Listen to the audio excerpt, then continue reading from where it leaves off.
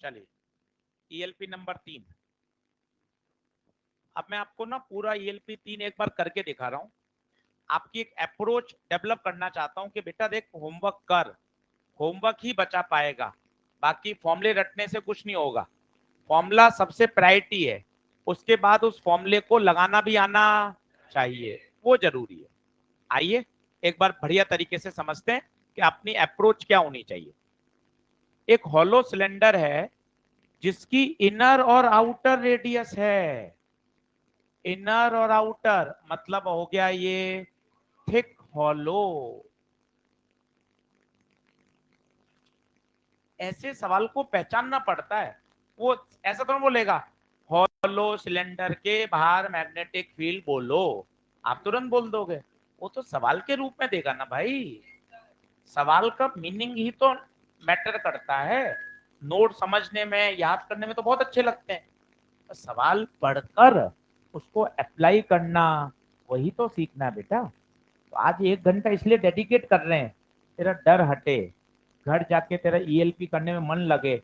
नहीं यार, एक एक सवाल बहुत अच्छे लेवल पे कराया जा रहा है। अब हॉलो सिलेंडर, तो तुझे हॉलो सिलेंडर बनाना आना चाहिए। अंदर की रेडियस आर, बाहर की रेडियस 2r। ये देखो, अब इसने कहा पूछा है 3r/2, मतलब क्या बीच में हो गया?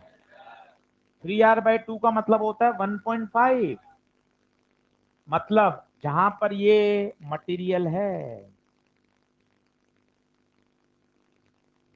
यस और नो? क्या जीरो होगा क्या? नहीं। अब अपन को नोट्स में थिक हॉलो में जाना पड़ेगा। थिक हॉलो का फॉर्मूला देखना पड़ेगा, म्यू नॉट आई बाय। अब ओरली भी सोच सकते हैं, भूल जाएं तो यार वो वाली करंट थी बी माइनस ए में, तो B square minus A square, और वो आएगी R square minus A square, याद करो। और नीचे क्या आएगा? 2 पाई, बड़ा आर छोटा आर?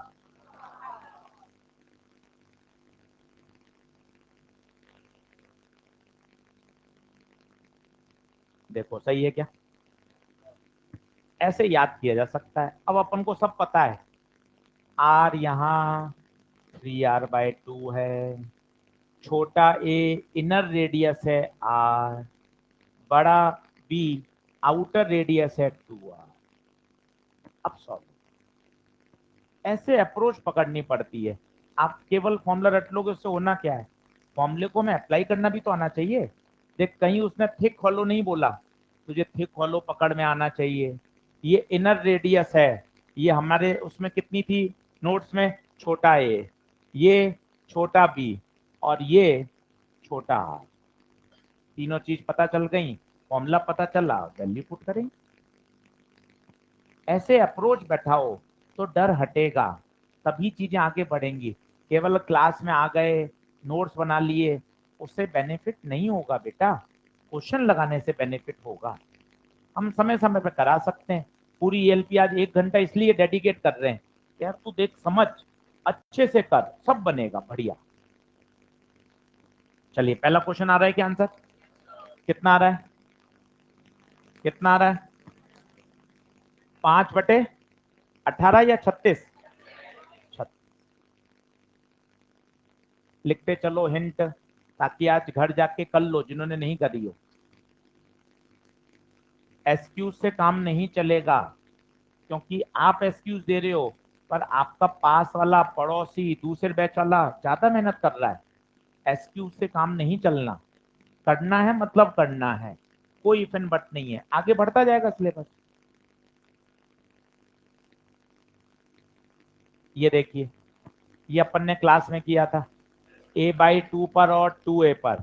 स्टार्ट सवाल है, फेमस सवाल है जेई मेन का। कितना आंसर आया था? 1:1।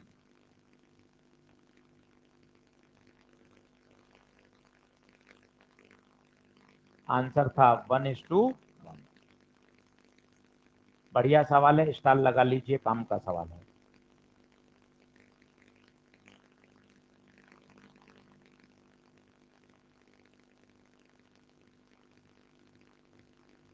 करूं आगे?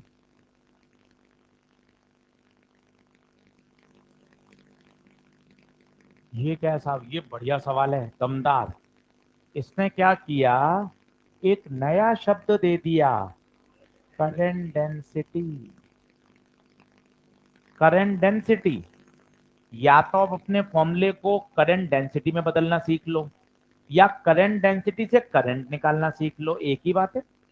दोनों बातें सही है। अब है कौन, आपको ये पहचानना चाहिए। सर वायर है, अरे वायर के पास अगर रेडियस हो गई ना तो वो सिलेंडर हो गया। यही समझदारी तो सवालों से आती है। अपन नोट्स फॉर्मूले ऐसे बढ़िया बढ़िया रट लिए, उससे होना क्या है, तुम पढ़ रहे हो, अरे यार सिलेंडर तो है ही नहीं कहीं यार, अपने तो सिलेंडर का सोचा है।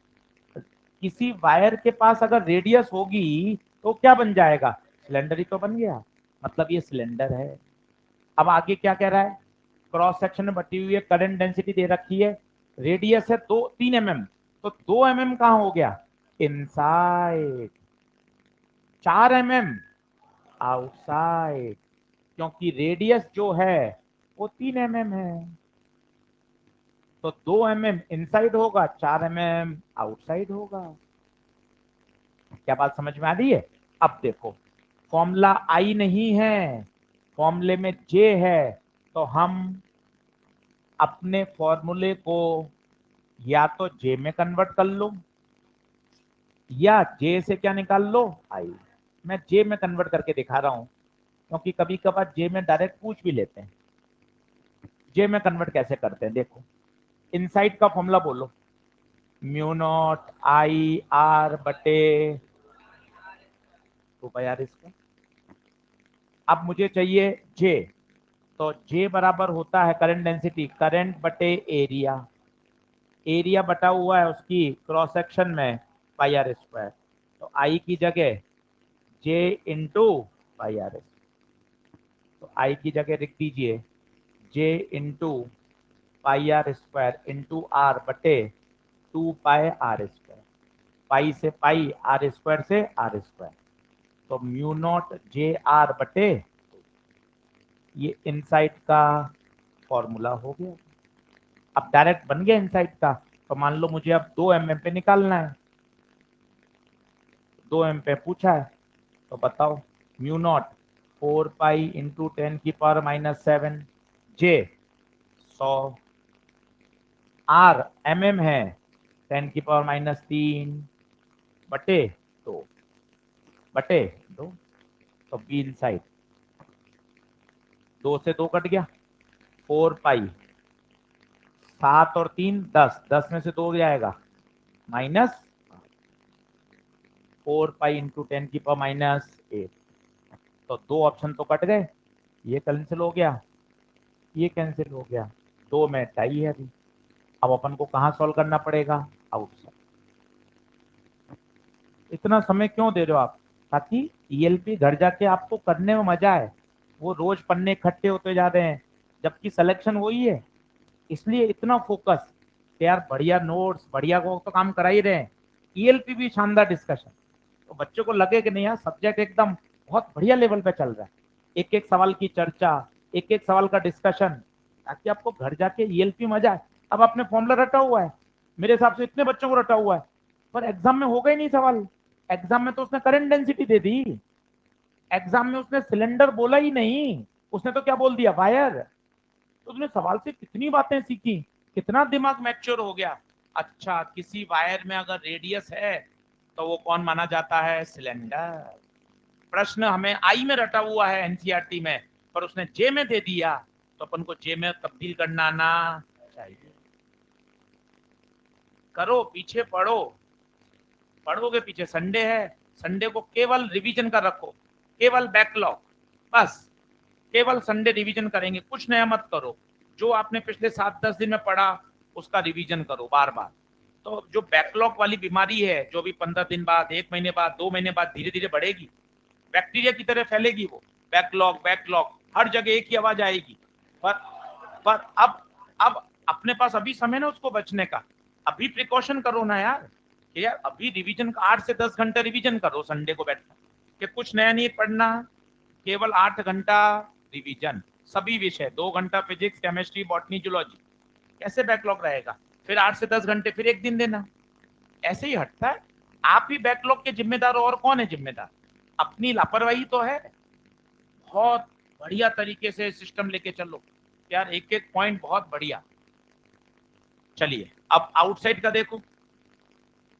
आउटसाइड का दो तरीके हैं, या तो आप जे से आई निकाल लो, वो भी सही है, या मैं अपने फॉर्मूले को बदलना सिखा रहा हूं।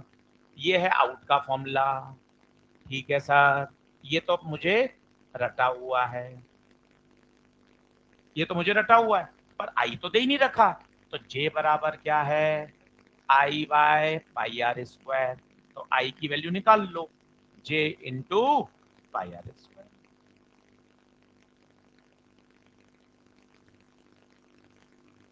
बस खत्म, जे के रूप में आ गया, पाई से पाई कट गया, mu naught J are square बटे 2। अब म्यू नॉट बोलो, 4 पाई इंटू 10⁻⁷। जे बोलो 100। रेडियस 3 mm, mm में काम नहीं करना, अपॉन 4 mm पे पूछा है। सब बनेंगे, जैसे सवाल बनता जाएगा कॉन्फिडेंस नेक्स्ट लेवल पे भागेगा। अरे सर बहुत बढ़िया समझ में आ रहा है, चलने दो सर, बढ़िया अपने आप चीजें बनेंगी। 4 पाई इंटू 10⁻⁷, 100, 3 का स्क्वायर 9, -6 बटे 2 इंटू 4 इंटू 10⁻⁻3। सॉल्व कर लीजिए। तो 4 से तो 4 कट गया, 9 पाई बटे 2। अब पावर क्यों सॉल्व करनी, 9 पाई बटे 2 दिख तो रहा है। और ये तो क्या दोनों सेम है क्या? नहीं, ये तो पहले ही कट गया। 9 पाई बटे 2 इसमें दिख रहा है, इसमें तो है ही नहीं।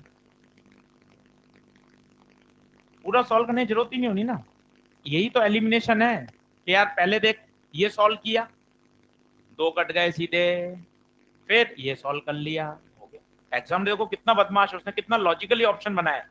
अगर बच्चा ये सॉल्व करता है तो देख, इसके 2 आंसर एक जैसे हैं, देख लो आप, उसको दोनों ही सॉल्व करने पड़ेंगे। ये होशियारी है। किसी ने आउट का पहले सॉल्व किया, आउट देखो 2 ऑप्शन में एक जैसा है, इन करना ही पड़ेगा, इनका किया आउट करना ही पड़ेगा। तो समझदारी है। पर जब आपको 9 पाई/2 दिख गया, अब आपको 10 की पावर सॉल्व करने की जरूरत नहीं। ऐसे बिल्ट होता है, बातें ऐसी तो सीखी जाती हैं। अपने तो पास ये है कि टीचर आए, बढ़िया नोट्स बना दे, एकदम पढ़ा के चला जाए। अरे वो जगह जग से होगा क्या? प्रश्न के साथ कैसे डीलिंग करनी है, प्रश्न पढ़ के दिमाग में क्या क्या विचार आते हैं, उसको कैसे समझा जाता है, वही तो मेन है। उससे आप बढ़िए। आज का 1 घंटा इसलिए लीजिए और सोचिए, अरे यार अपन तो ईएलपी अपन खोले ही नहीं, मास्टर ने अपना लेक्चर रोककर ईएलपी करा रहे हैं कि यार अच्छा यार ईएलपी की इंपॉर्टेंस बताना चाहते हैं कि आपको भी ईएलपी करनी चाहिए।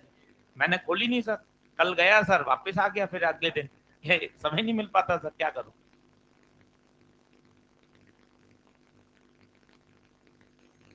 इसका मतलब है जैसे ये कल अपने सीखा था ना, जो करंट है वो जो इसकी एक्सिस है उसके परपेंडिकुलर बटी हुई है। ये सिलेंडर का क्रॉस सेक्शन है, ये एक्सिस है, ये क्रॉस सेक्शन है, तो एक्सिस और क्रॉस सेक्शन दोनों एक दूसरे के परपेंडिकुलर तो होते हैं, हमेशा ही होते हैं।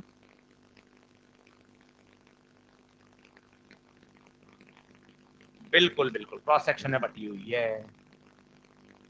अब आप देखिए, दो सोलेनोइड एक्स और वाई हैं, कैरी इक्वल करंट। अब क्या दिखने में डरावना है, वो साइकोलॉजिकल खेलता है एग्जामिनर, तुम्हें भी होशियार होना है। दोनों में इक्वल करंट है और एक्सियल पॉइंट पर मैग्नेटिक फील्ड बी है, दोनों को जोड़ दिया। अब बताओ, जोड़ने से देखो नंबर ऑफ टर्न्स दुगने हो गए, लंबाई भी, करंट वही रखिए देखो इसने। अब फील्ड का फॉर्मूला सोचा, बी बराबर म्यू नॉट एन आई, सबसे पहले ये सोचा, फिर एन को खोला, number of turns per unit length. पहले एन था, एल था, एन था, एल था, ये तो पहले की है।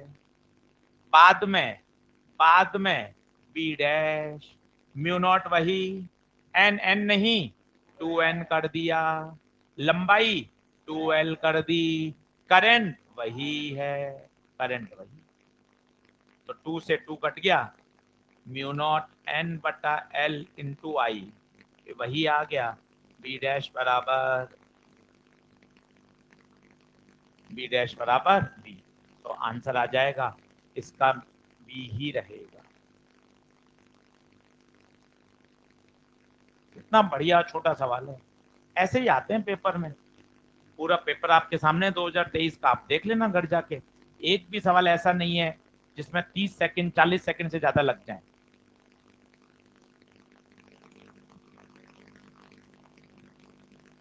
करते चलिए, बनाइए। अगर सिस्टम नहीं डेवलप कर रहे करिए। ईएलपी करनी है, ईएलपी की अलग से कॉपी बनाइए, नहीं तो 4-6 महीने बाद ऐसे निकल जाएंगे, फिर कुछ बचेगा ही नहीं हाथ में। अभी तो है कि अपन अपन ढर्रा सही कर सकते हैं। ऐसे नहीं चलता कि हाँ कर ली सर हो गई थोड़ी, ऐसे नहीं चलता। एकदम ये तरीके से चलता है सर, ये ईएलपी की कॉपी, ये ईएलपी नंबर, ये सारे सवाल। आपको मैं कितने ऐसे बच्चे दिखा दूंगा जो इस तरीके के करने से सिलेक्ट हो गए तरीके से। ऐसे हवा में नहीं चलता, हाँ हो गई समय नहीं मिला उसी में कर ली, तो फिर जैसे हो वैसे ही रह जाओगे, वैसे ही होगा रिजल्ट। डेडिकेशन दिखाना पड़ेगा, तपना पड़ेगा, तपाई करनी पड़ेगी। नहीं सर अपन 8-8 घंटे 10-10 घंटे पढ़कर आ रहे हैं, तब काम चलेगा, नहीं तो कैसे चलेगा आप बताओ। यहाँ 610 615 पे दिक्कत हो रही है, 700 पे तो रैंक पूछनी पड़ रही है कि 700 में रैंक बता। 695 में तो कहाँ रैंक जा रही है, 700 पे पता ही नहीं चल रहा क्या हो रहा है। 700 में एम्स दिल्ली नहीं मिल रहा। कितनी फाइट हो रही है भाई साहब। तो थोड़ा सा आप कंपटीशन का लेवल देखो ना। आप कहाँ आप कैजुअल कंफर्ट जोन में रह रहे हो। कंफर्ट जोन से थोड़ी ना बाहर काम चलेगा, कंफर्ट जोन से तो निकलना पड़ेगा। कंफर्ट जोन में रह रहे हैं, आ रहे हैं अच्छे से जा रहे हैं, घर जाके फिर वापस अगले दिन आ गए हाँ सर। कंफर्ट जोन से थोड़ा काम चलता है। बहुत हार्ड एकदम तरीके से सिस्टम से एक एक क्वेश्चन लगाकर मेहनत करनी पड़ेगी भाई, तब बात बनेगी। अपन कैसे कहा हो, इसने लिखे ना 2n। अगर अपन को सोचना होता तो फिर अपन कैसे करते, लिख के दिया उसने 2n। नहीं उसने तो लिख के दिया है कि 2n हो गए 12 हो गए, सही है। अपन को नहीं सोचना। चलो ये देखो ये सब क्या है डरावना, और बहुत आसान है, ध्यान से पढ़ो। पी क्यू आर है, मैग्नेटिक फील्ड पी पे 2 है, यहाँ 2 टेस्ला है। अब छोटी सी इसने बात लगा दी, करंट आई आई यहाँ आके रुकेगी, 2 भागों में बटेगी। सर बराबर 2 क्यों, आइडेंटिकल। जितना रेजिस्टेंस ऊपर का उतना रेजिस्टेंस नीचे का। तो बताओ क्यू के हिस्से में करंट आधी हो गई, क्यू के हिस्से में करंट आधी हो गई, तो फॉर्मूला होता है म्यू नॉट एन आई। तो बी तो आई के प्रोपोर्शनल होता है, करंट आधी, फील्ड भी आधी। यहाँ अगर 2 टेस्ला है तो यहाँ 1 टेस्ला बचेगी, क्यू पर भी 1 टेस्ला बचेगी, आर पर भी 1 टेस्ला। कारण बताइए, क्योंकि करंट क्या हो गई आधी, मैग्नेटिक फील्ड करंट के प्रोपोर्शनल है, करंट आधा तो फील्ड भी आधा।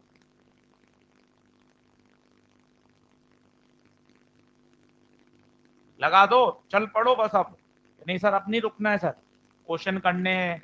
अब ईएलपी आगे मिल रही है 4 5 6, आज आपने जगा दिया, ऐसे में आपको 8-10 दिन बाद जगाता रहूंगा, देख कर ईएलपी ऐसे पूरी पूरी कराऊंगा बीच में 6-6 दिन में, ताकि आपको लगे नहीं यार मास्टर सीरियस है ईएलपी को लेकर, एक एक सवाल को लेकर अपन को भी घर पे करना, तभी तो वो एनर्जी ट्रांसफर होती है। अपन ईएलपी की चर्चा नहीं करें, हाँ भाई बट रहे हैं पन्ने बटने दो, हो रहा है काम, तो बच्चा भी धीरे धीरे क्या होता है फिर नहीं छोड़ देता है करना। और आपको हर 5वें दिन में लगेगा नहीं यार सर तो पूरी पूरी एकदम करा रहे हैं स्टैंडर्ड तरीके से, अपन को भी घर पे पढ़ना, तभी मोटिवेशन मिलता है। करंट आधी तो फील्ड भी आधी। ये देखिए साहब, ये भी बढ़िया सवाल है। उसने r/3 दूरी, r/3 दूरी फ्रॉम सरफेस दे दी, कल मैंने आपको बताई थी। ये देखो सॉलिड सिलेंडर, सॉलिड, एक एक शब्द बड़े काम के हैं, सॉलिड सिलेंडर, और r/3 r/3 कहां से, सरफेस से, और 2r पर फील्ड दे रखी है। सवाल तो बहुत बढ़िया है। 2r पर फील्ड दे रखी है और which is r/3 inside, inside भी लिखा है यहाँ।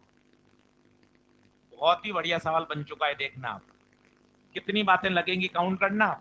यार सवाल करने से क्या दिमाग खुलता है। हम सोचें फॉर्मूले रट कर ही जीत लेंगे जंग, नहीं होगा उससे। सवाल करने से दिमाग चलेगा। अब देखो क्या क्या आएगा, मैं लगाता हूं। सबसे पहले आउट पे चलो। आउट का फॉर्मूला बोलो। बी आउट म्यू नॉट आई बटे 2 पाई छोटा आर डटा हुआ। तो म्यू नॉट आई 2 पाई कितनी दूरी पर है, 2r, और ये दे रखा है कितना, 5 माइक्रो। Equation number 1। इस जानकारी का काम हो गया जो उसने बोला था। कहा, magnetic field 5 micro Tesla which is 2r distance. 2r समझ गए, बाहर होगा क्योंकि इसकी रेडियस r है, तो 2r बाहर होगा।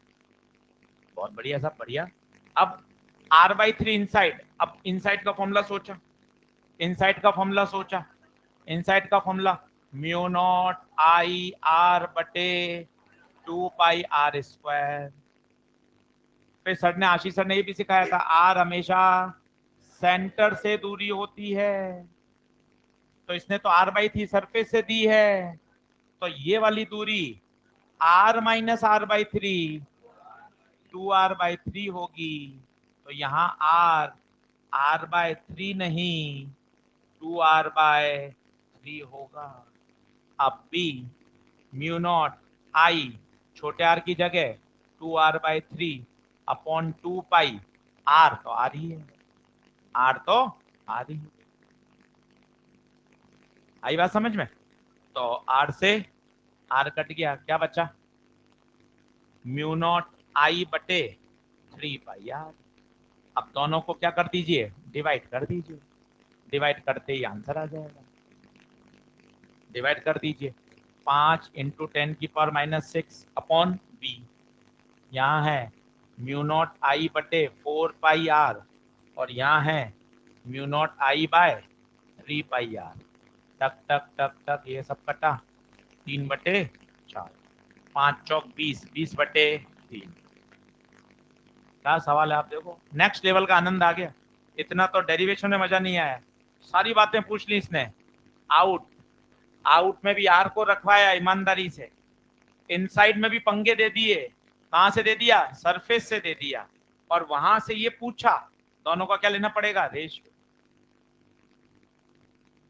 मैं आपको बोल रहा हूं ना, ईएलपी एक नंबर बनी हुई है, मॉड्यूल से ज्यादा प्रेफरेंसेबल है।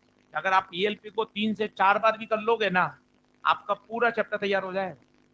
160, 170, 180 सवाल लाएंगे हम ईएलपी में, और एक एक सवाल चुनिंदा जगह से एकदम सही जगह पर रखा गया है, एकदम कहां कहां होना चाहिए।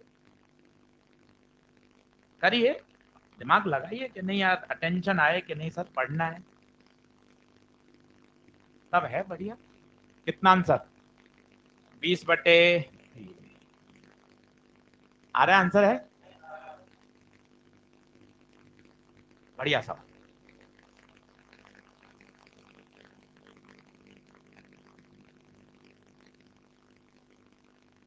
कहां पर, कौन सा,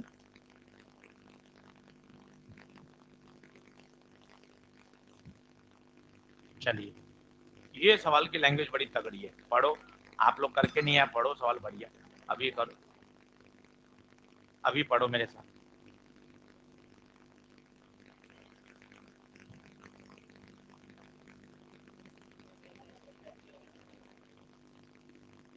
कई बच्चे कह रहे नेग्लिजिबल हो जाएगा, कई कह रहे सेम रहे। अरे ना नेग्लिजिबल है ना सेम है, लॉजिक से पकड़ो। पहली बात तो, वायर हैविंग रेडियस डायमीटर होती है, वो सिलेंडर होता है। कई बोल रहे नेग्लिजिबल हो जाए, अरे नेग्लिजिबल शब्द है ही नहीं इसमें कहीं। यही तो क्या होता है, हमारे उत्तर आ जाते हैं और हमें ये नहीं पता चलता कि उत्तर आते समय हमने फिजिक्स की हत्या करी है या फिजिक्स लगाई है। इसलिए तो आप सोचो, लेक्चर का 1 घंटा समर्पित करना, नहीं यार पूरा ईएलपी पे एक एक सवाल पे समर्पित, ताकि तुझे पता चले कि जो तेरी अंदर की सोच है वो भी सही डायरेक्शन में जा रही है या नहीं जा रही। वायर नहीं है ये, वायर में रेडियस आते ही वो सिलेंडर है। अब बनाना, अब बनाना क्या कहना चाहता है वो, ये वायर बनाया, wire having radius is always a solid cylinder. अब आप देखना, बाहर वाले पॉइंट के लिए फील्ड बी बराबर म्यू नॉट आई बटे 2 पाई आर, ये वायर की रेडियस पर, वायर के रेडियस, वायर के डायामीटर पर डिपेंड ही नहीं करती। तेरी मर्जी पड़े जो वायर ले, पतला वायर, मोटा वायर, रेडियस कम ज्यादा, फॉर्मूला देखे ना, आउटसाइड में कहीं बड़ा आर तो आ ही नहीं रहा। वो क्या कह रहा है, पहले डायमीटर, पहले डायमीटर था 0.5, बाद में डायमीटर कर दिया 1 mm। उससे क्या मतलब है, पूछा कहां है, फार अवे, फार अवे मतलब बाहर, आउटसाइड। आउटसाइड के फॉर्मूले में वायर का रेडियस और डायमीटर आ ही नहीं रहा। अगर इनसाइड वायर पूछता तो फर्क पड़ जाता, क्योंकि वहां, वहां वायर का रेडियस और डायमीटर के दर्शन होते हैं। देखो बातों को समझो यार, सवाल की क्या मस्त लैंग्वेज है। वायर हैविंग रेडियस, इसका मतलब वो कौन है, सिलेंडर है। पूछा कहां है, far away, far away from the wire, इसका मतलब आउटसाइड। कोई नेग्लिजिबल नेग्लिजिबल नहीं है, सब 0.5 छोटा है, अरे काय मतलब ही नहीं है उसका। सही कॉन्सेप्ट बोले ना कि आउटसाइड की मैग्नेटिक फील्ड सिलेंडर के रेडियस और डायमीटर पर निर्भर ही नहीं करता, इसलिए उत्तर वही रहेगा, irrespective of diameter of the wire.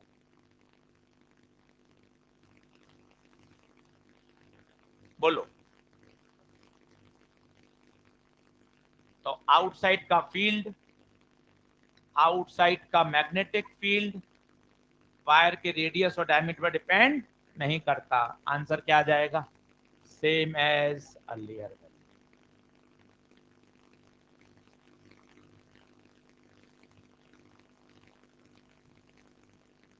आज कर दो घर जाके वापस, नहीं करके लाए तो पूरी पूरी, ये सर देखो एकदम आपके साथ बराबर दौड़ेंगे, इसी तरह से सारे चैप्टर तैयार होते जाएंगे अलग। थिन हॉलो और इनसाइड, हॉलो के अंदर magnetic field 0, hollow copper wire, hollow कहाँ 0 होगा बताइए, इनसाइड या आउटसाइड, इनसाइड। आउटसाइड तो फील्ड आती है mu naught I upon 2 pi R. Pipe, hollow pipe, हाँ बोलिए तेज, हाँ तेज बोलिए खड़े होकर, हाँ हाँ। अगर यहाँ करंट की जगह डेंसिटी दे रखा होता, मतलब इस सवाल में क्या चेंज करूं ये बता ना, जे का होता तो आउटसाइड के फॉर्मूले में देख लो ना, आउटसाइड के फॉर्मूले में जे, जे आ रहा है, तो जे के अंदर तो रेडियस छुपी हुई है ना, तो जे अगर रेडियस बदलेगी तो फिर बदल जाएगा, परंतु जे जैसी खोलोगे आई बाय पाई आर स्क्वायर से, वो आर स्क्वायर क्या होता जाएगा, कैंसिल। तो आउटसाइड कभी भी रेडियस पे डिपेंड ही नहीं करेगा, जे में भी कहां कर रहा है, जे को खोलोगे तो आर स्क्वायर क्या हो जाएगा, कैंसिल। क्लियर।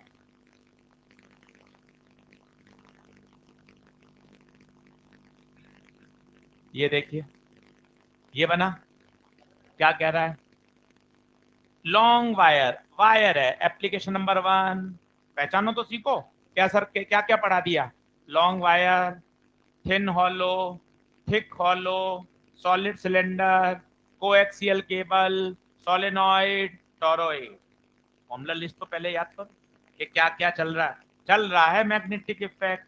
अरे एम्पियर्स लॉ में कौन कौन से टॉपिक है, पहले टॉपिक याद कर, फिर उसके अंदर के फॉर्मूले याद कर, फिर क्वेश्चन बना, ये सीक्वेंस फॉलो करो। सही बात।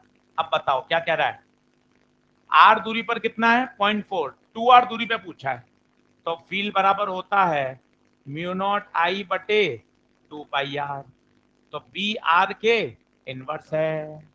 वो कह रहा है दूरी r से 2r कर दी, अगर दूरी को दुगना कर देंगे तो फील्ड हाफ हो जाएगा, दूरी को दुगना कर देंगे तो फील्ड हाफ हो जाएगा, इनवर्स है, दूरी दुगना फील्ड आधा, 0.4 का आधा 0.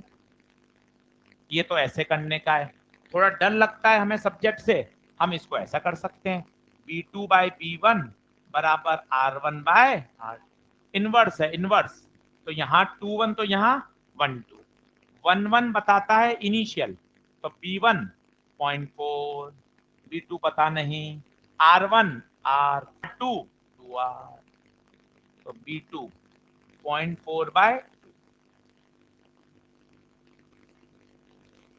सब तरीके हैं, अभी छोटे हैं फिजिक्स, अभी अभी न्यूमेरिकल से बात करना शुरू करा है, ये तरीका करिए, 100 150 हो जाएंगे, ऐसे सोचने लग जाइए।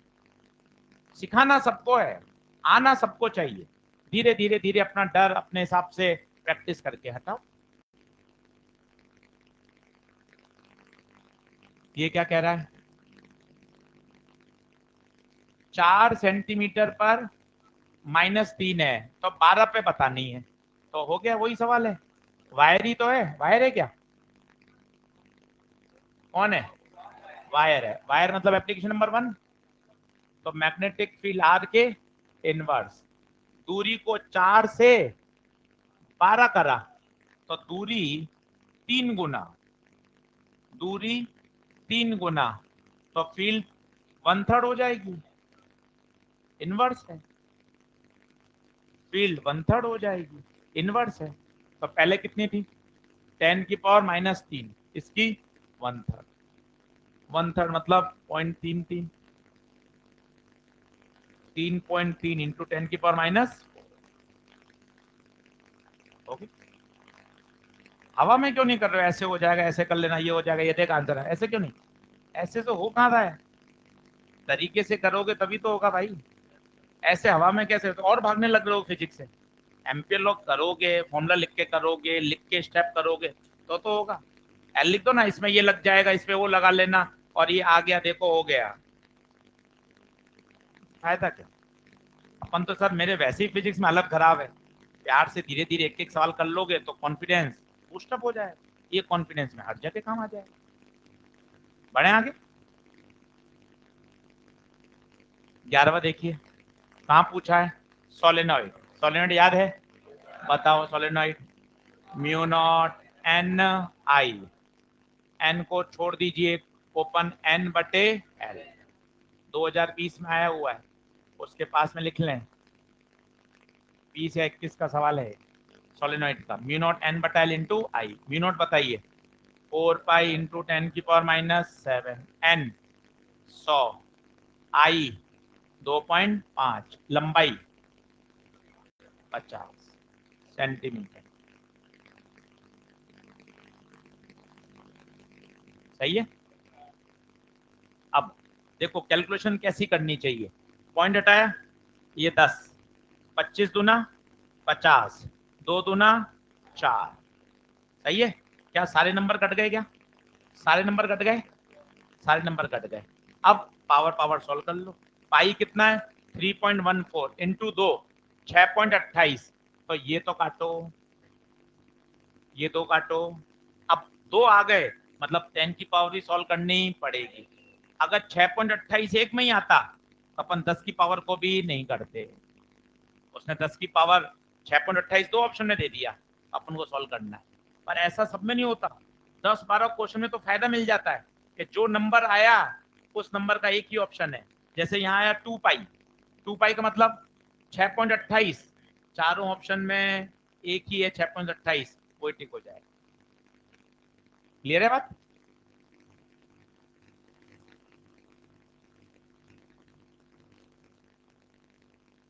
ये भी बढ़िया सवाल है, करंट को दुगना करा और number of turns per centimetre को half.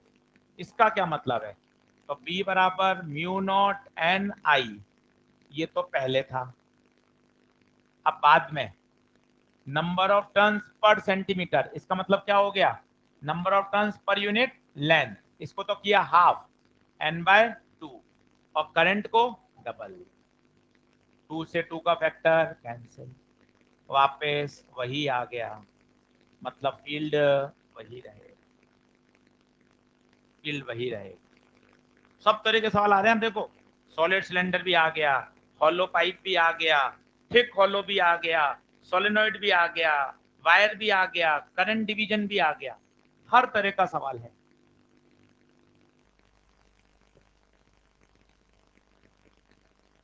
A cube of side L is placed in a uniform field E I cap, I cap का मतलब क्या है? सारी की सारी फील्ड एक्स एक्सिस में है, सारी फील्ड एक्स में। बहुत बढ़िया। Electric flux through the cube, cube बना दो, ये क्यूब बना दिया। अब आप ध्यान से देखो, जितना फ्लक्स एंटर हो रहा है उतना ही बाहर जा, इन दो से ही मतलब है, बाकी तो ऊपर नीचे आगे पीछे दीवार से मतलब ही नहीं है, क्योंकि फील्ड लाइंस तो आई कैप में है। तो जितना फ्लक्स उस दीवार से एंटर करेगा, incoming flux negative, outgoing flux, the total flux through the cube is zero, zero answer. इससे पूछता तो ये एरिया बाहर, ई अंदर, तो नेगेटिव आता, इसका एरिया बाहर, ई बाहर, प्लस आता। बोलिए।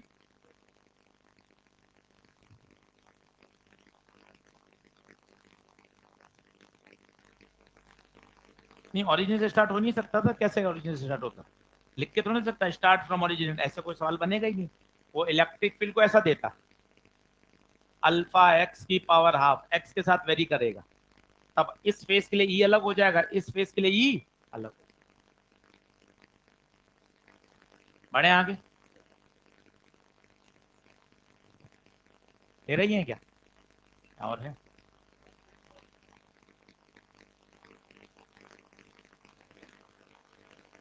क्या है भैया?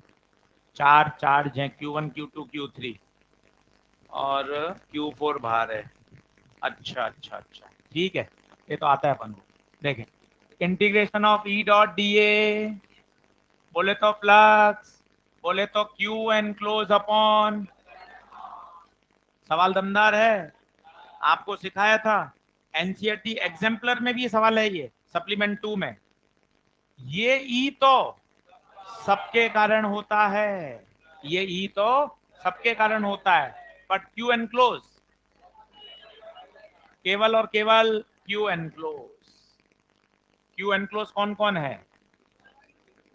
Q1 प्लस Q2 प्लस, कौन सा ऑप्शन? नन ही है ऑप्शन, आंसर भी नन है। देखो नन टिक करते समय दिक्कत आती है, अरे यार ऐसे कैसे होगा, जबकि तगड़ा है सवाल। देखो आप, क्यू तो तीनों के कारण होगा, पर फील्ड चारों के कारण। अब रिवाइज हो गई ये बात, एक दो 10-15 दिन बाद और किसी ईएलपी में फिर आ जाएगा, तो आप हमेशा याद कर लोगे, फ्लक्स में केवल अंदर वाले का कंट्रीब्यूशन होता है। देखो राइट हैंड साइड में क्यू एनक्लोज है, पर ई में कंट्रीब्यूशन चारों, तो इसका सही लिख लो वहीं अगर है तो। सही आंसर क्या आएगा? S, E1 plus E2 plus E3 plus E4 dot ds बराबर Q1 plus Q2 plus Q3। पूरे लिख लो समय देकर उसको, ये सही ऑप्शन है। और लिख लो, इस एक्सप्रेशन में लेफ्ट हैंड साइड में तो इलेक्ट्रिक फील्ड सभी के कारण आती है, पर क्यू एनक्लोज केवल अंदर वाले चार्ज खत्म। बहुत बढ़िया कॉन्सेप्ट है, एग्जाम्पलर में दे रखा है, पेपर में आया हुआ है कई बार, बहुत अच्छी बात है, हमेशा के लिए याद होनी चाहिए।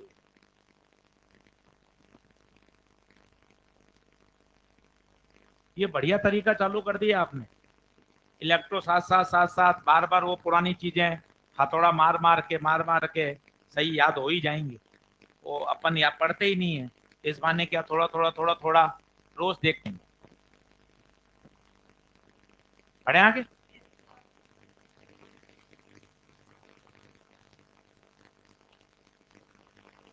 Due to long straight wire याद करो, long straight wire 2k lambda by R sheet sigma by 2 epsilon naught plate sigma by epsilon naught non conducting sphere E out K Q by R square E in K Q R by R Q conducting sphere out K Q by R square in. ये पूरी Gauss की सारी application revise हो गई। Hardly 1 minute लगा लिखते समय में, बोलने में तो 30 सेकंड में फ्री हो जाएंगे। ये हो गया साहब इनफाइनाइट वायर, ये है शीट, ये है कंडक्टिंग प्लेट, ये है नॉन कंडक्टिंग स्फीयर और ये है कंडक्टिंग स्फीयर। अरे बहुत जल्दी रिवाइज होता है। आपको लगता है वो लगे 20-22 लेक्चर हैं, पर इलेक्ट्रो रोज थोड़ा थोड़ा करते चलोगे ना, ऐसी स्थिति आ जाएगी 1-1.5 महीने बाद। हाँ सर सब याद है, ये तो पूरी अच्छी तरह से चीजें याद हो गई। ऐसे ही याद हो जाता है, ऐसे ही बढ़िया काम तैयार होता है।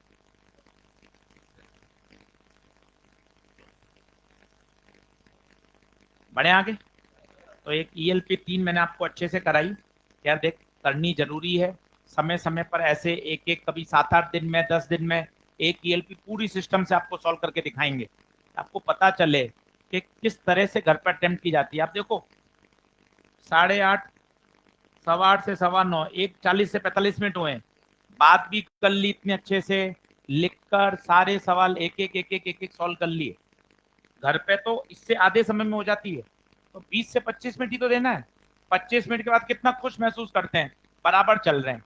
नहीं तो मन में हल्का सा लग रहा है, अरे यार फिर नहीं करा होमवर्क, फिर नहीं करा यार, फिर नहीं किया, तो दिक्कत होती रहती है। आधा घंटा किया, बराबर आ गए, बात खत्म। क्लियर है बात।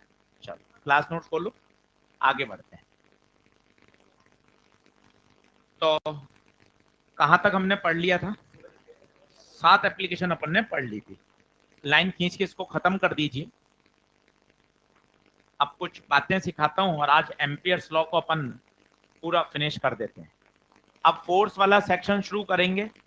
फोर्स का सेक्शन बहुत इंपॉर्टेंट है, मैंने आपको बोल दिया है। जिन्होंने कभी फोर्स नहीं पढ़ा अच्छे से, वो एक बार वीडियो सुनकर देखकर आएंगे तो मजा आएगा। और जिन्होंने पढ़ा हुआ है कोचिंग में, कहीं से भी पढ़ा हुआ है कोचिंग में, तो कोई दिक्कत नहीं है, मैं तो पूरा पढ़ाऊंगा ही। पर जो पहली बार पढ़ रहे हैं कि नहीं सर हमने फोर्स के बारे में इतनी अच्छे से कभी बात नहीं करी, इतना डिटेल में 6 लेक्चर कभी नहीं पढ़ा, तो वो वीडियो सुनकर आओगे ना, तो आपको मेरे शब्द मेरी बातें उसी रिदम में सुनाई देंगी, तो आपको सब्जेक्ट और बढ़िया समझ में आ जाएगा। फोर्स 6 लेक्चर पढ़ेंगे, फोर्स पे सवाल आना ही है, आता ही है।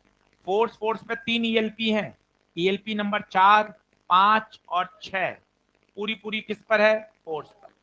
बढ़िया करना है फोर्स तैयार। चलिए पहले इसको खत्म करते हैं। लाइन खींच दीजिए, एक टॉपिक डालिए, हेल्महोल्ट्ज कॉइल।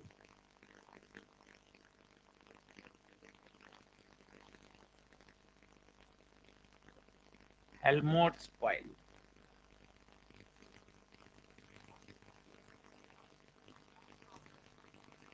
चलो लिखें, सभी लोग बोर्ड पे देखना भाई, पेन पेन से छोड़ो, पहले पुराना रिवाइज करा रहा हूं। सभी लोग बोर्ड पे देखें। ये मेरे पास एक कॉइल है, अब बातचीत बंद कर दो और एकदम खुश मन से बढ़िया समझो, बढ़िया क्लियर हो जाए। ये देखो, ये कॉइल है, कैसे रखी गई, पहले ओरिएंटेशन पहचानो, कैसे रखी गई है, ऐसे, इस तरह से, सही है। डॉट डॉट का मतलब वो हिस्सा पीछे है, सही है। डायरेक्शन बताओ फील्ड की, पीछे से ऊपर आगे से नीचे, पीछे से ऊपर, आगे से, क्या इधर होगी फील्ड, ये फील्ड डायरेक्शन। 3 दिन पहले ही पढ़ा था, वापस पढ़ने में एकदम बढ़िया समझ में आ रहा है। हाँ कॉइल है, कॉइल का एक्सेस, कॉइल का एक्सेस याद करो, फॉर्मूला बोलो, N mu naught I R square upon twice of R square plus X square की पावर, याद होना चाहिए। फिर इसका ग्राफ बताया था, v वर्सेस x में इस तरह से आता है। ये बताए थे पॉइंट ऑफ इन्फ्लेक्शन, जहां कर्व अपने कॉन्वेक्सिटी को क्या करता है, चेंज कर देता है, कॉनकेव डाउन से कॉनकेव अप हो रहा था। ठीक है, ये हम ऑलरेडी सब पढ़ चुके थे।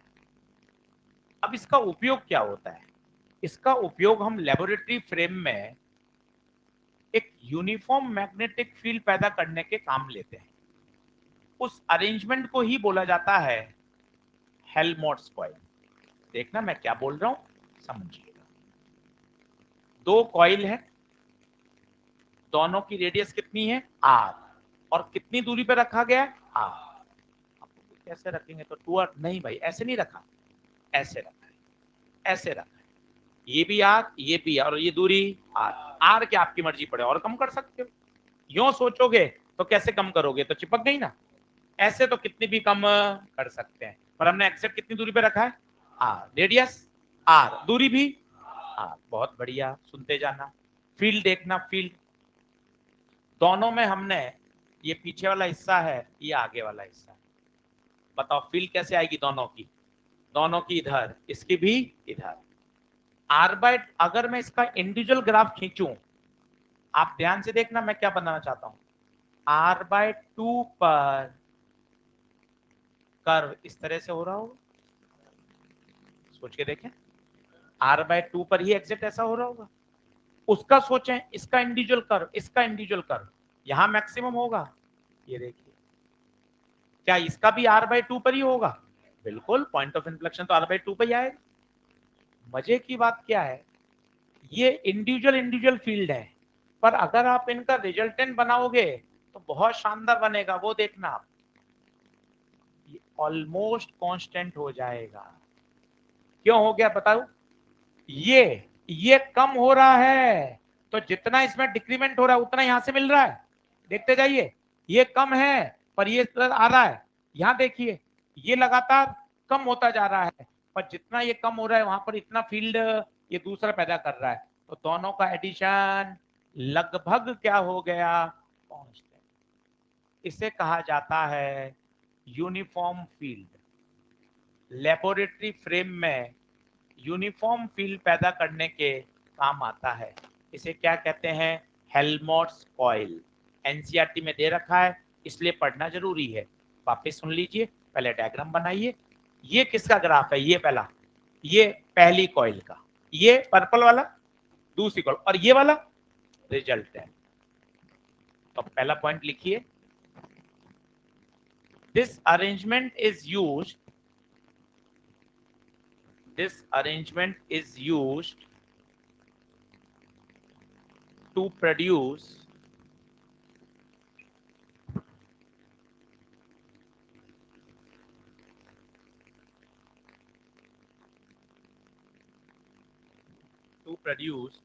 uniform magnetic field, uniform magnetic field in the laboratory frame, in the laboratory frame।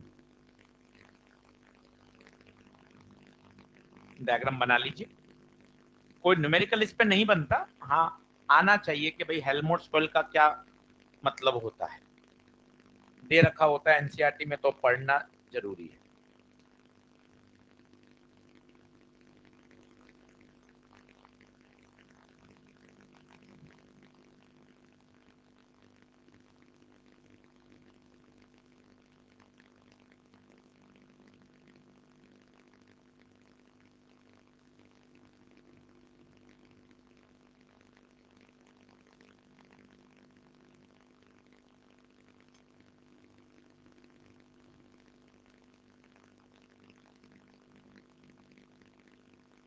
बना लीजिए,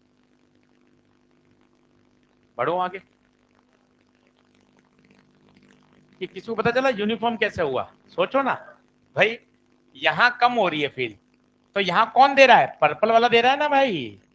यहां पर्पल की कम हो रही है तो देखो नीचे कौन दे रहा है? येलो वाला दे रहा है। तो दोनों का सम लगभग लगभग क्या हो जाएगा? कांस्टेंट। जितना वो डिक्रीमेंट हो रहा है उतना ही वो वहां से सपोर्ट कर रहा है। तो total magnetic field between the coils, between the coils वो क्या रहेगी? Almost same. अगर आप इसका पूरे का नेट ग्राफ बनाना चाहते हैं तो ऐसा ग्राफ आएगा।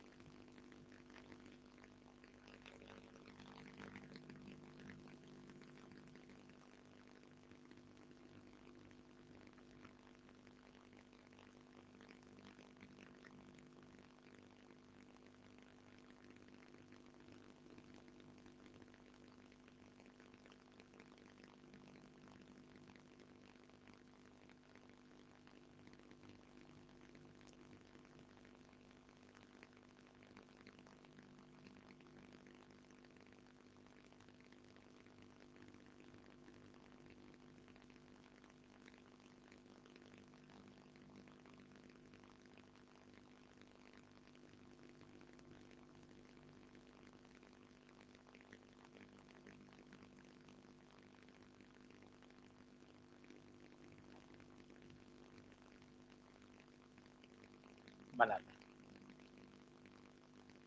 अगला पॉइंट लिखिए, इसको खत्म कर दीजिए। हेल्महोल्ट्ज कॉइल पूरा हो गया, कोई इस पे न्यूमेरिकल नहीं आया हुआ है। एनसीईआरटी में आर्टिकल है तो पूरी एनसीईआरटी को कवर करना जरूरी है। तो क्या हेल्महोल्ट्ज कॉइल का उपयोग क्या है बताइए? यूनिफॉर्म चुंबकीय क्षेत्र पैदा करना। इसमें कितनी कुंडली होती हैं? दो होती हैं। दोनों के बीच की दूरी आर, रेडियस भी आर। क्लियर है? अच्छा, अगला पॉइंट लिखो, कंसेप्चुअल पॉइंट। हाँ, बनाना है क्या? बना लो, समय ले लो आराम से।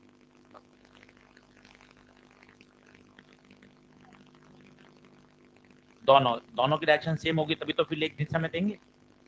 तो उल्टी दिशा में आ जाएगी, ऐड कैसे हो? सही बात। बढ़े आगे, आ जाओ। लिखो कॉन्सेप्ट, हेडिंग डालो, magnetic field, magnetic field due to, due to finite solenoid,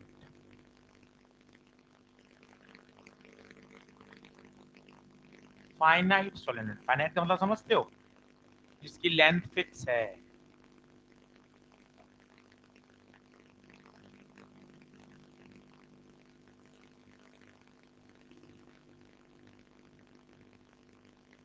अब आप कहोगे सर अपन ने तो सोलेनॉइड याद है ना, mu naught N I.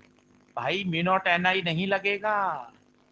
Mu naught N I infinite solenoid के लिए है, जिसकी लंबाई बहुत ज्यादा है।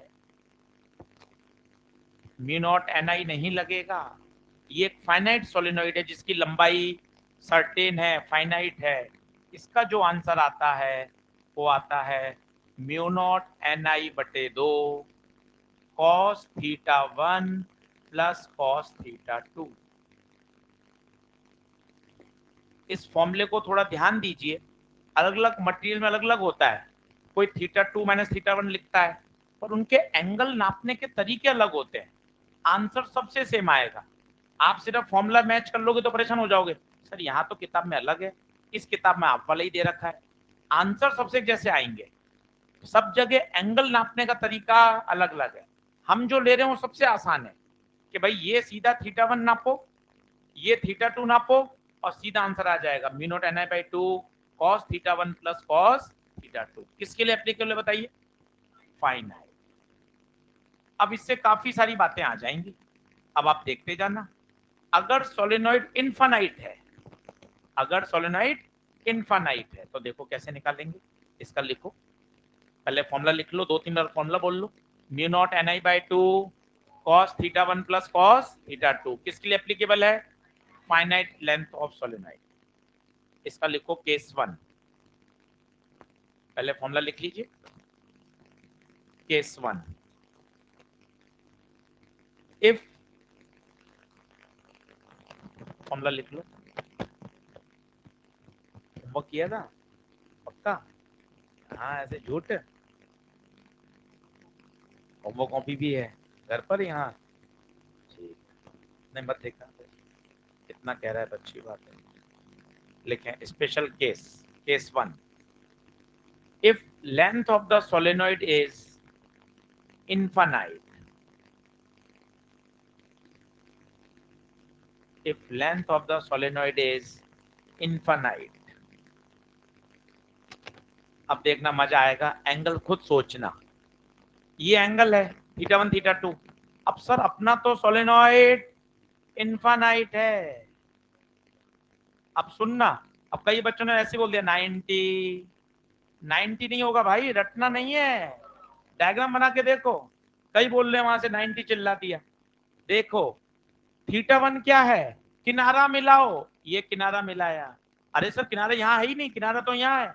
लो सर, सर यहाँ थोड़ी ना, इनफाइनाइट है। सर यहाँ कैसे सर? यहाँ है सर। सर यहाँ नहीं है सर, और आगे है। अब खुद देखो आप, थीटा कम हो रहा है, ऐसे नहीं इनफाइनाइट 90, ऐसे नहीं चलता। फिजिक्स से कोई मजाक थोड़ी ना है कोई, रटने के लिए तो पूरा अलग सब्जेक्ट बना रखा है ना। वहां वहां अपना एकदम अपना प्रदर्शन दिखाएं कि मैं किस हद तक रट सकता हूं। यहाँ तो डायग्राम से डायग्राम सोचना पड़ेगा भाई। वायर के केस में अलग तरह से नापा जाता है, तरीका तो वहां भी यही है। अरे सर किनारे को मिलाओ, नहीं सर किनारा यहाँ है, अरे नहीं सर इनफाइनाइट है। जैसे जैसे आप दूर खींचते जाओगे लाइन, अपने आप आपको पता चलेगा एंगल कम होता जा रहा है। देखना एंगल कम हो रहा है, कितना टेक्निकल तरीके से दिखता है। यहाँ ये एंगल था, नहीं सर इधर है, ये देख खुद देख एंगल कम हो गया। तीसरी लाइन खींचते ही सर एंगल कम हो गया। अब फील आएगी सर, इनफाइनाइट का मतलब angle approaches to zero, theta 1 approaches to zero. ये भी बहुत बढ़िया अंदाज है। 0 डिग्री के इक्वल नहीं करते, क्या बोलते हैं? Approaches to zero. थीटा 2 भी अप्रोचेस टू जीरो। लगा दो formula, mu naught N I बटे 2 cos zero plus cos zero, mu naught N I बटे 2 cos zero plus cos zero, 2 से 2 कट गया। देख वही कल वाला आंसर आ गया, आना भी चाहिए था। इनफाइनाइट सोलेनॉइड का यही होता है, mu naught N I, mu naught N I. क्या बात क्लियर हुई? अगला लिखिए, केस नंबर 2, नोट डाउन फटाफट।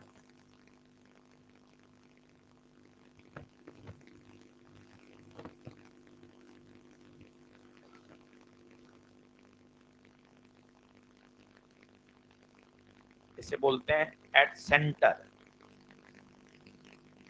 अब पढ़ेंगे एट कॉर्नर। याद है कई बच्चों को, कॉर्नर पे जो होता है वो सेंटर की तुलना में हाफ हो जाता है। वो हाफ दिखेगा कैसे आता है, अब बनाना भी। लिखो case 2, at one end of the solenoid.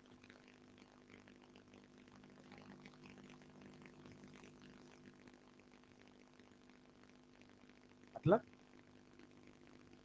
हाँ इस पॉइंट पे आएगा पूरा, क्या इस पॉइंट पे होगा? यहाँ क्यों होगा?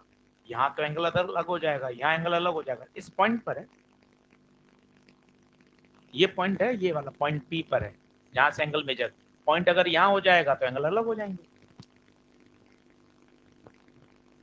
एक्सिस के किसी भी पॉइंट पे नहीं है ना बेटा, बदल जाएगा ना। ये जैसे ये एक्सिस है, ये एक्सिस है, एक्सिस का किसी भी पॉइंट यहाँ लेगी तो ये एंगल अलग आएंगे, यहाँ लेगी तो ये एंगल थीटा 1 थीटा 2 अलग आएंगे, यहाँ लेगी तो अलग अलग आएगा। तो एक्सिस के किसी पॉइंट पर है ये। हाँ, सभी पॉइंट पे सेम थोड़ी ना होगा एक्सिस का। चलिए बढ़े आगे, केस नंबर 2 लिखिए। क्या लिखा, हेडिंग डाल दिया, एट वन एंड। अब सुनना, वन एंड एक तरफ से तो वो इन्फानाइट है, इसको कुछ लोग बोलते हैं सेमी इन्फानाइट सोलेनॉइड, ब्रैकेट में लिख लो। इसे कुछ बड़े लोग ऐसा बोलते हैं सेमी इन्फानाइट सोलेनॉइड। अब बताओ सेमी इन्फानाइट में क्या होता है, एक तरफ से तो इन्फानाइट है तो एक एंगल तो जीरो है, दूसरा देखना ये पॉइंट किनारे पर है, मतलब ये पॉइंट यहां नहीं है सर, पास में है। अच्छा सर इधर है, नहीं बेटा और पास में, लो सर इधर है, और पास में इधर है, सर एग्जैक्ट इधर ही है। तो बता एंगल अब क्या हो रहा है, बढ़ रहा है, बढ़ते बढ़ते 90। नहीं आई बात समझ में?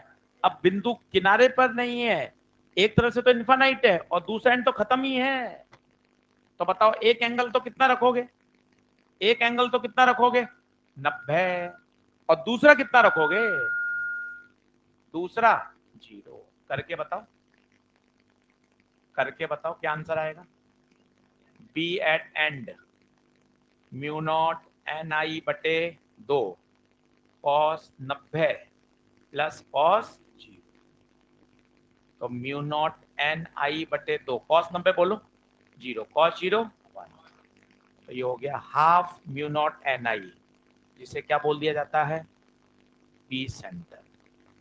ये आपको रटा हुआ है, एंड पर मैग्नेटिक फील्ड सेंटर की तुलना में आधी होती है।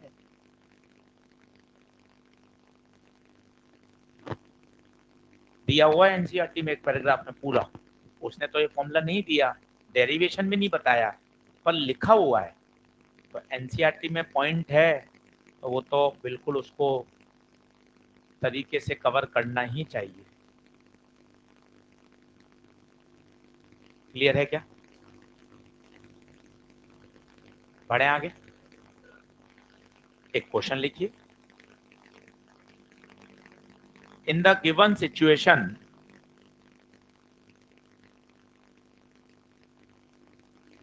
मैग्नेट आसान है इलेक्ट्रो से, करोगे तो सवाल बन भी जाएंगे और 8-10 दिन में कॉन्फिडेंस बढ़ जाएगा। आज है फ्राइडे, अगले फ्राइडे तक 100 सवा 100 सवाल कर लीजिए घर पर, अगले फ्राइडे तक आप बोलने लग जाओगे ये सब मेरे मैग्नेट के क्वेश्चन बन रहे हैं। पर कभी तो शुरुआत करनी पड़ेगी, आप सोचते ही रह जाओगे तो चैप्टर आगे बढ़ जाएगा। कभी तो स्टार्ट करना ही पड़ेगा, नहीं सर आप क्वेश्चन लेके बैठते हैं, करते हैं क्वेश्चन तैयार हो जाएंगे। लिखिए, in the given situation calculate the magnetic field, magnetic field at point P if number of turns per unit length is छोटा n, छोटा n and current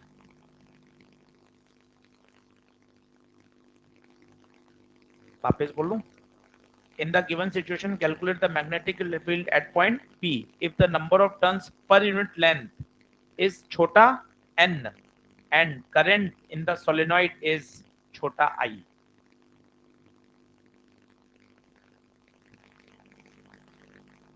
डायग्राम बना लीजिए।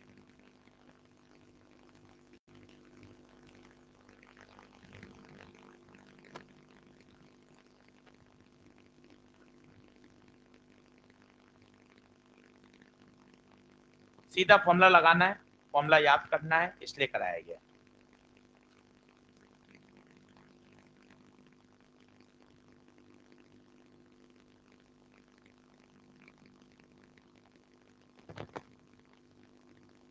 कितना पन्ना पलटी, mu naught N I by 2 cos theta 1 plus cos theta 2,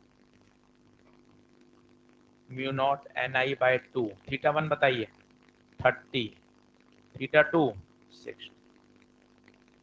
बहुत आसान formula based सवाल था, जो सिर्फ फॉर्मूले याद करने को आपको कहता है कि भैया फॉर्मूला याद करना, तभी ये सवाल हो पाएगा। इसमें डायरेक्ट इन्फिनाइट सोलेनोइड का फॉर्मूला नहीं लगेगा। 2 एलसीएम ले लीजिए, आंसर आ जाएगा म्यू नॉट एन आई बटे 4 रूट 3 प्लस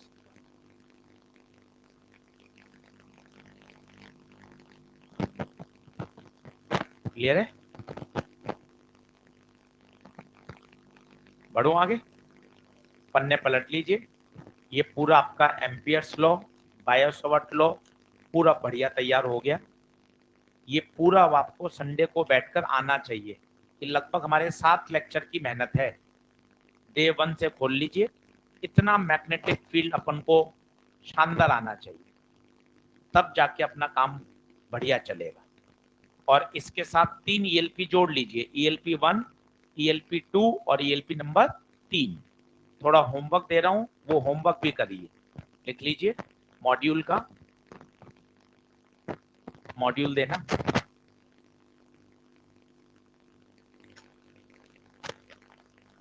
लिखो।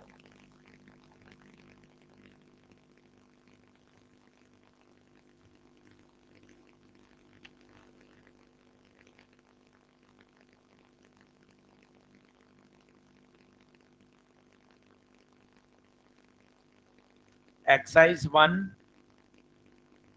एक्सरसाइज 1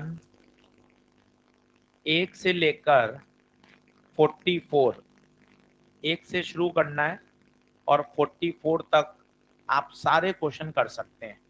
3 या 4 सवाल में अटकेंगे, जिसमें अटकेंगे वो मैं आपको बता दूंगा। आपको 1 से लेकर 44 तक करने हैं। एक्सरसाइज नंबर 3 में आइए, एक्सरसाइज नंबर 3 में आइए, क्वेश्चन नंबर लिखिए third, question number third, question number 8, question number 12, question number 14, question number 15, question number 21, 23 और 28, 29। काउंट कर लीजिए एक्सरसाइज 3 में कितने हो गए, 9। ये 9 सुपर स्टार सवाल हैं। एक्सरसाइज 3 अलग से एकदम मेहनत करके करनी है, इसका तो एक एक सवाल आना चाहिए। एक्सरसाइज 3 के 9 सवाल बढ़िया आने चाहिए। सबसे ज्यादा प्राथमिकता किसको देनी है, बढ़िया अच्छे तरीके से PYQ ELP। एक्सरसाइज नंबर 2 पर आइए, एक्सरसाइज नंबर 2 पर आइए। क्वेश्चन नंबर पहला, दूसरा, तीसरा, ठीक है, इसलिए लिखा रहा हूं ताकि हम समय खराब करते हैं तो हमें पता, अरे यार होमवर्क बचा हुआ है, कहाँ समय खराब कर रहे हैं, होमवर्क तो पेंडिंग पड़े हैं सारे। इससे बढ़िया इनको करते हैं। इसमें से 50% भी होंगे ना तो भी सीखोगे, कारण अलग अलग तरह की लैंग्वेज पढ़कर दिमाग मजबूत होता है। दिमाग सवाल पढ़कर उसका मीनिंग समझता है, मीनिंग का ही तो खेल है। एम्पियर्स लॉ कल और आज में तो देखो 1.5 लेक्चर में पूरा हो गया, कितना रिलैक्स हो गए पढ़ रहे हैं, पूरा डेरिवेशन सब कुछ हो गया। ईएलपी डिस्कस हो गई 1.5 लेक्चर में, 15 मिनट में तो घर पे रिवाइज हो जाएगा। पर जब तक क्वेश्चन नहीं करोगे तब तक उसका बेनिफिट नहीं आएगा। लिखो एक्सरसाइज नंबर 2, पहला, दूसरा, तीसरा, चौथा, पांचवा, छठा, सातवां, 8, कहीं अटकते हो तो सॉल्यूशन अभी आपको डिस्ट्रीब्यूट करवाएंगे, सॉल्यूशन मॉड्यूल के भी मिलेंगे आपको इस साल। कितने हो गए, 8 तक हो गए ना, इसके बाद सारे फोर्स के हैं, ठीक है। तो एक्सरसाइज 2 1 से 8 ये मैंने आपको सारे छांट दिए, Biot-Savart law, ampere law, exercise 1 2 3। चलो हेडिंग डालो नए पेज से,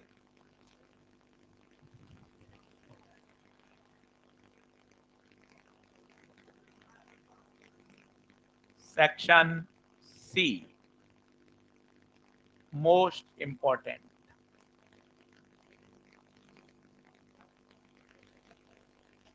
सबसे ज्यादा स्टार टॉपिक है और बहुत तसल्ली से पढ़िएगा, इस पे सवाल आना ही है। सेक्शन सी एंड डालिए, इसका case 1, magnetic force on a moving charge particle.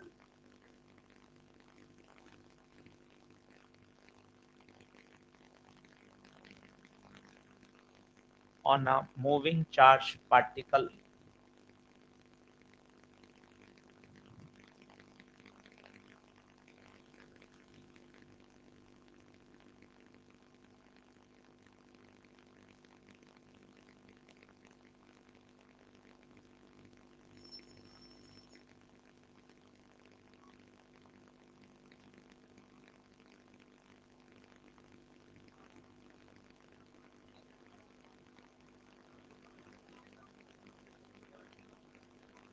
चलो, जब भी कोई चार्ज पार्टिकल मैग्नेटिक फील्ड में मूव करता है, शब्द है मूव करता है, मूविंग, मूव होना जरूरी है, तब फोर्स का जो एक्सप्रेशन होता है बेटे, वो होता है Q V क्रॉस B। सोचिए अगर रेस्ट में है तो वेलोसिटी तो जीरो हो जाएगी, वेलोसिटी जीरो हो जाएगी तो फोर्स जीरो हो जाएगा। Force Q V cross B, cross हटाओगे तो क्या आएगा, sine theta, Q V B sine theta. Theta किसके बीच का एंगल है, theta is angle between V vector and B vector. अब आज केवल इंट्रोडक्शन दे रहा हूं 10 मिनट, ताकि आपको कुछ बातें एक दिमाग में बैठेंगी। कल हम इसको फुल फ्लैश शुरू करेंगे, 6-7 लेक्चर केवल मैग्नेटिक फोर्स, इसकी बातें करेंगे, इस पे न्यूमेरिकल खूब सारे प्रश्न बनाने हैं।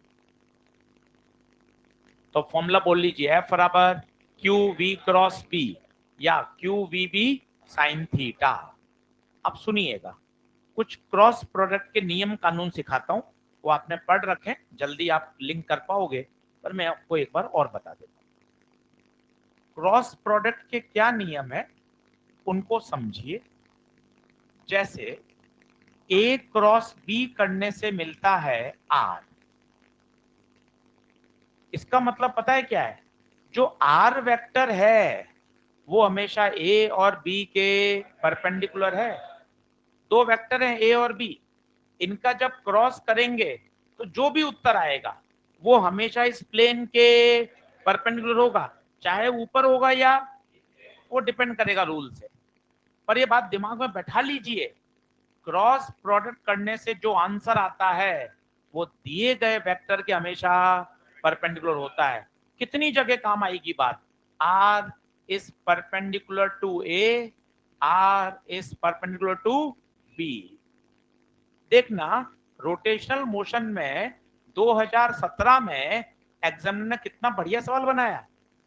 टॉ बराबर होता है आर क्रॉस एफ।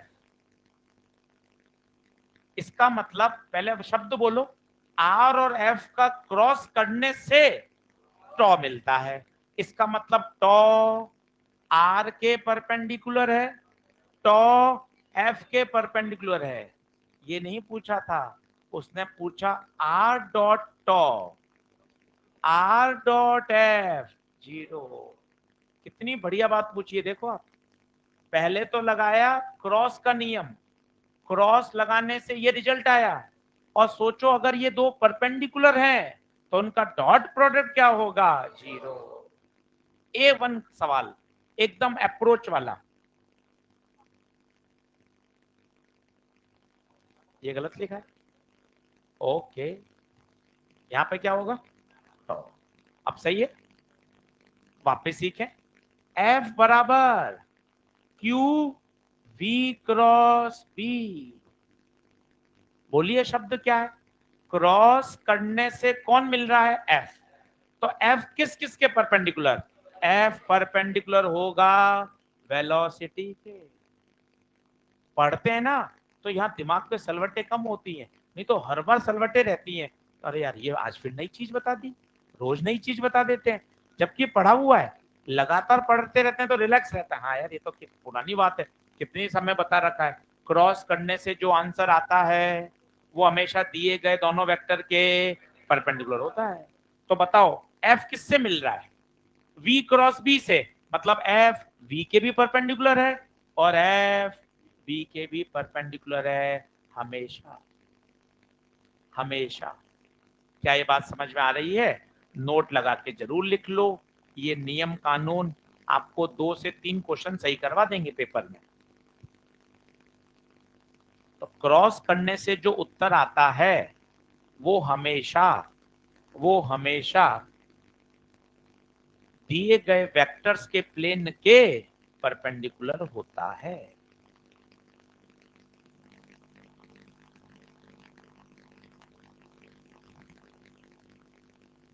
क्लियर है बात?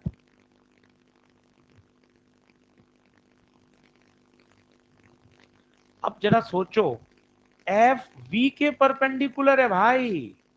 अगर एफ वी के परपेंडिकुलर है तो याद करिए पाथ कैसा होगा? सर्कुलर। सर्कुलर मोशन याद करो, सर्कुलर मोशन याद करो।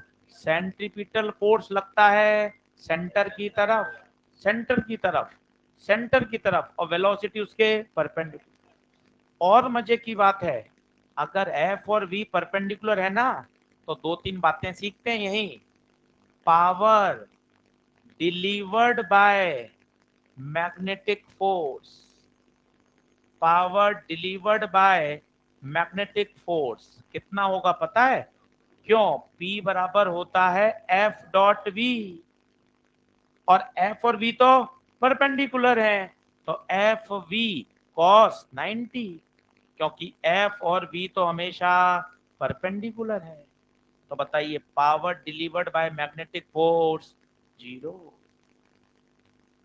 बहुत जबरदस्त पॉइंट है, हर सिचुएशन में होगा, क्योंकि एफ और वी तो जीवन भर परपेंडिकुलर ही रहेंगे, तो पावर हमेशा 0।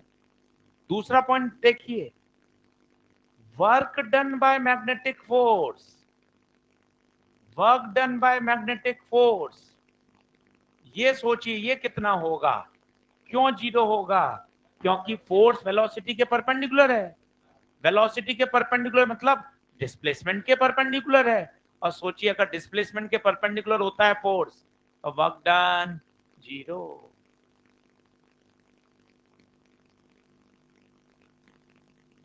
बहुत काम की बात है। तीसरा पॉइंट और सुनना, अगर वर्क 0 है तो स्पीड कांस्टेंट रहेगी। पहले लिख लो, सब में हाई मिला रहे हो, लिख लो पहले। आज आप खुद ही पढ़ रहे हो क्या? हमें नहीं पढ़ा रहे, अभी पढ़ाता हूँ आपको वापस। कभी कभी ऐसा लगता है ना टीचर आ रहा है खुद पढ़ के खुद ही चला गया, सर अपना खुद का ही रिवीजन करके चले गए।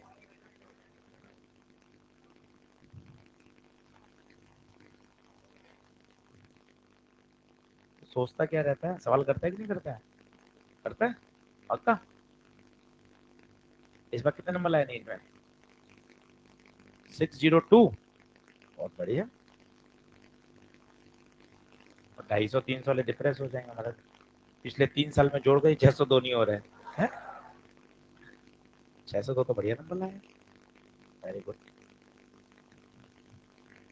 खूब मेहनत करिए, कंपटीशन बढ़िया है, खूब मेहनत करनी है। आंखें नीचे थोड़ी करनी है 602 सुनकर, अंदर से सोचना है। टेस्ट में नहीं, नीट के बता रहा है 2023 के। देखो आप, नीट के बता रहा है तो टेस्ट के बता रहा है?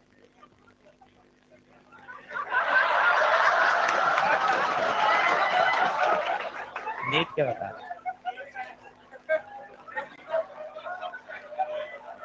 चलो, नीट के बता रहा है भाई, अपने तो कह रहे हैं मैं तो टेस्ट में नहीं आ रही एक एक टॉपिक में। हाँ चलिए बढ़े आगे। तो पावर डिलीवर्ड कितने?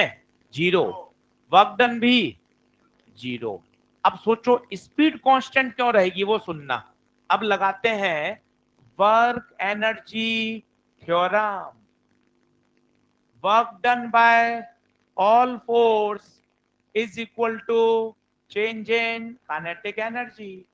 वर्क डन तो जीरो, तो काइनेटिक एनर्जी में चेंज जीरो। इसका मतलब इनिशियल काइनेटिक बराबर फाइनल काइनेटिक। इसका मतलब स्पीड क्या रहेगी, कांस्टेंट। भाइयों ये सीधे सीधे क्वेश्चन है पेपर के कि मैग्नेटिक फोर्स का work done zero, power delivered zero, kinetic energy constant, speed constant. हमेशा ये बात सारी एक साथ लिख लो कि अगर कोई चार्ज पार्टिकल मैग्नेटिक फील्ड में है तो सबसे पहले लिखो एफ वी के हमेशा perpendicular, power delivered by magnetic force zero, work done by magnetic force zero, kinetic energy constant, speed भी कांस्टेंट। ये अपने आप में आपको 6 से 7 क्वेश्चन मॉड्यूल के ईएलपी के करके दिखा देगा आपको। अगर इतनी बातें आपको टिप्स पे पता है, क्यों का जवाब दे दिया, एग्जाम में क्यों का जवाब थोड़ी ना चाहिए कि एफ डॉट वी क्यों आया, डिस्प्लेसमेंट के परपेंडिकुलर कैसे आया, वर्क एनर्जी कैसे आई, वो तो समझने के लिए। बाकी रिजल्ट सीधे याद होने चाहिए।